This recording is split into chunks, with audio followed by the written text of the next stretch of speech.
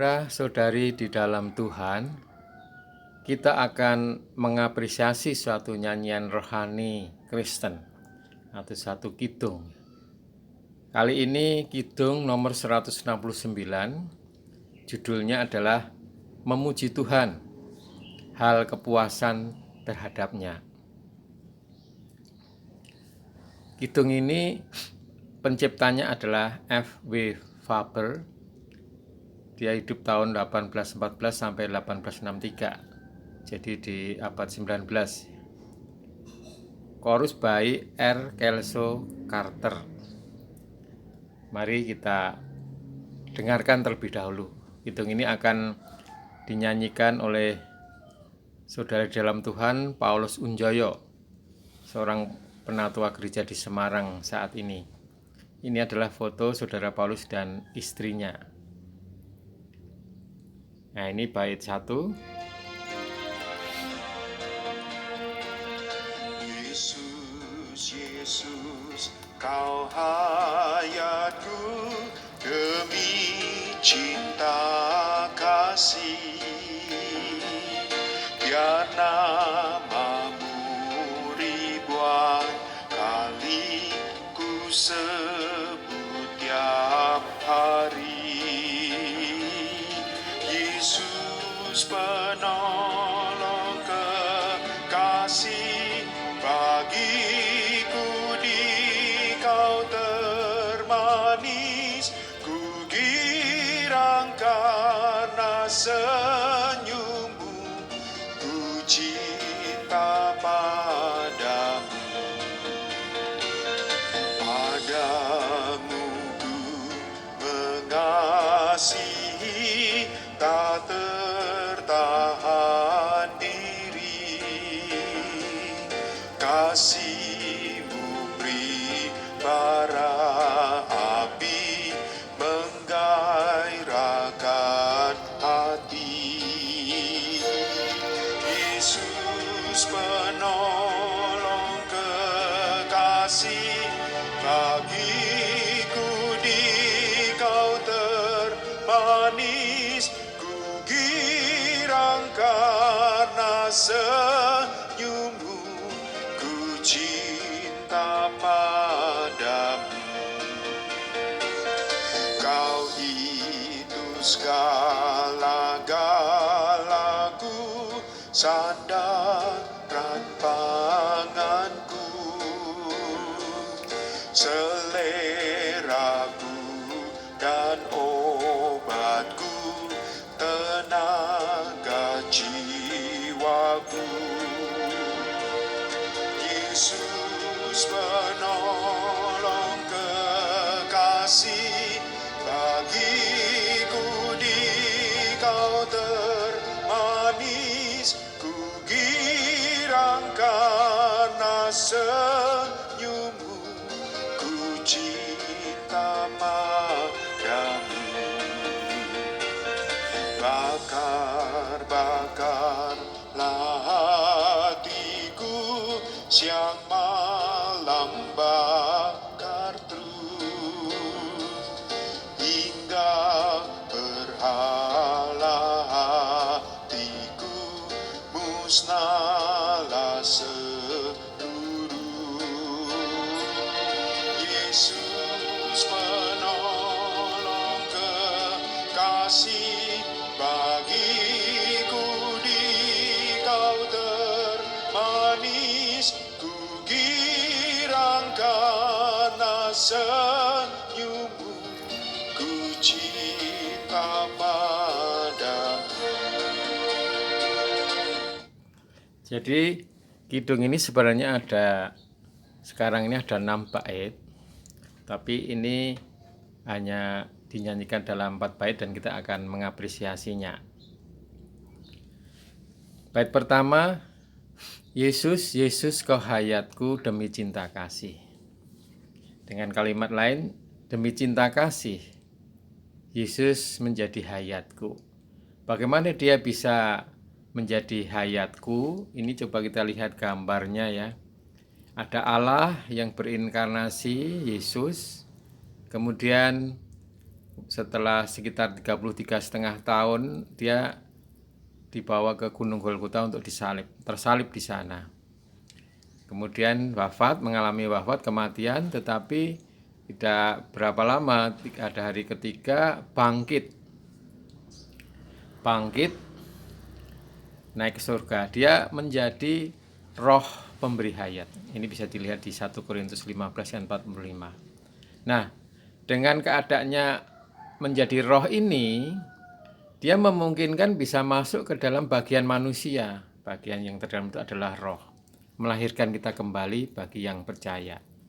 Inilah makanya seorang yang sudah menerima Tuhan Yesus, dia perlu mengapresiasi dan boleh menyanyi, Yesus, Yesus, Kau hayatku demi cinta kasih. Nah, setelah itu, biar namamu ribuan kali ku sebut tiap hari. Jadi menyebut nama Tuhan atau memanggil nama Tuhan ini di Roma 10 ayat 13. Sebab barang siapa yang berseru kepada nama Tuhan akan diselamatkan. Jadi kita perlu menyerukan nama Tuhan. Ini bukan soal memanggil dengan merendahkan ya, atau dengan sia-sia. Tetapi ini seperti suatu nafas. Kita perlu berkontak dengan Tuhan supaya kita selamat. Kita kan masih hidup di dunia. Di dunia ini banyak debu rohani gitu ya. Petrus mengatakan iblis itu seperti singa ompong yang mengaum di sekeliling kita. Kita perlu memanggil nama Tuhan ini. Entah berapa banyak kita memanggil ya. Di sini kalau bisa ya ribuan kali, berarti ini seperti satu nafas rohani. Kemudian bait kedua ini adalah padamu ku mengasihi tak tertahan diri. Kasihmu beribara api menggairahkan hati. Kalau dibalik ya karena kasih Tuhan itu digambarkan seperti bara api yang membara, membakar hati kita, membuat hati kita bergairah. Kita perlu dapat merasakan kasih Tuhan di dalam kita ya, dan mempengaruhi hati kita ini, sehingga kita bisa menyanyikan ini. Padamu ku mengasihi tak tertahan diri. Jadi kasih Tuhan yang ada di dalam kita ini membuat kita mengasihi Tuhan kembali dengan sangat meluap ya. Kita tidak bisa menahan diri untuk mengasihi Tuhan karena kasih Tuhan yang membara, yang menggairahkan hati di dalam kita. Bait ketiga, kau itu segala-galaku. Kita harus mengikrarkan ya, menyuarakan dalam hati, dalam mulut ya. Kau itu segala-galaku setiap waktu. Kau itu segala-galaku dalam setiap keadaan. Sandaranku, panganku, seleraku, obatku, tenaga jiwaku. Jadi segala-galaku ya. Tuhan bagi kita harus menjadi segalanya, apapun ya. Tuhan menjadi apapun kita. Bisa di sini contohnya adalah sandaran. Ya, sandaran itu kan kita butuh sandaran ya. Kita nggak bisa menjalani kehidupan ini dengan sendirinya, tidak kuat. Kita lemah, kita butuh sandaran. Kemudian kita juga butuh makan, minum, pangan kita. Apa yang kita sandari ya Tuhan, apa yang kita makan minum Tuhan, kita nikmati Tuhan. Dan juga dia menjadi rasa kita, selera kita. Selera kita bukan pada kekayaan kita, pada yang kita senangi, hal-hal tertentu yang menarik kita, yang sebentar kemudian sudah layu. Seperti bunga ya, rumput bunga yang kena matahari layu. Dia juga menjadi obat kita. Kalau kita sakit, membutuhkan obat. Kalau kita sedih, membutuhkan penghiburan, dia menjadi obat. menjadi tenaga jiwa kita. Tenaga jiwa kita seharusnya bukanlah jiwa kita sendiri, tetapi Tuhan ini menyelimuti, memasuki, merasuki menjadi tenaga jiwa kita. Sungguh luar biasa kalau ini bisa terjadi. Kita harus berlatih menjadi iman kita. Bait keempat, bakar-bakarlah hatiku, siang malam bakar terus, hingga berhala hatiku musnahlah seluruh. Jadi ini satu kebenaran bahwa di dalam kita itu ada berhala. Mungkin kita pertama menganggap berhala itu satu yang di luar kita, entah patung, entah suatu benda yang di luar kita. Dalam cerita-cerita perjanjian lama seringkali berhala itu di luar kita, dipegang, ya, disimpan, didatangi, dibawa. Tetapi hari ini setelah manusia berdosa itu sebenarnya jiwa, tubuh itu sudah dirasuki racun iblis yang meracuni kita. Rohnya mati waktu kita lahir kembali, percaya Tuhan, menerima Tuhan, itu ada hayat di dalam kita, melahirkan kembali kita. Tapi ada bagian jiwa yang belum selesai. Nah, kita harus menyadari ini, dan pengalaman kan membuktikan. Dari dalam Tuhan kita mesti mengalami ya bahwa ada sesuatu yang membuat kita menyimpang dari Tuhan, yang membuat selera kita kepada Tuhan itu melempem, lemah, tidak membara.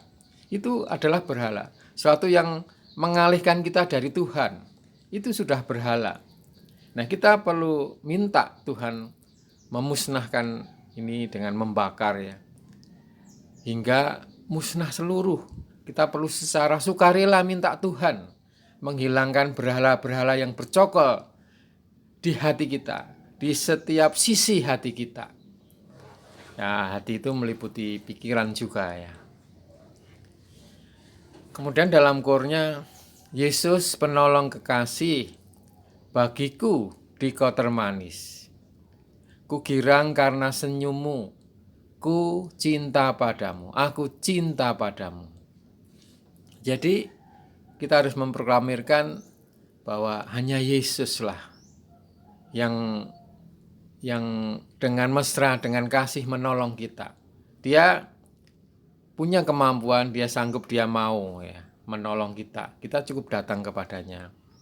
Sehingga pengalaman-pengalaman hidup kita, entah senang, entah susah ya, entah gembira, entah sedih, entah dalam keadaan apapun, itu kita bisa merasakan kemanisan Tuhan Yesus ini.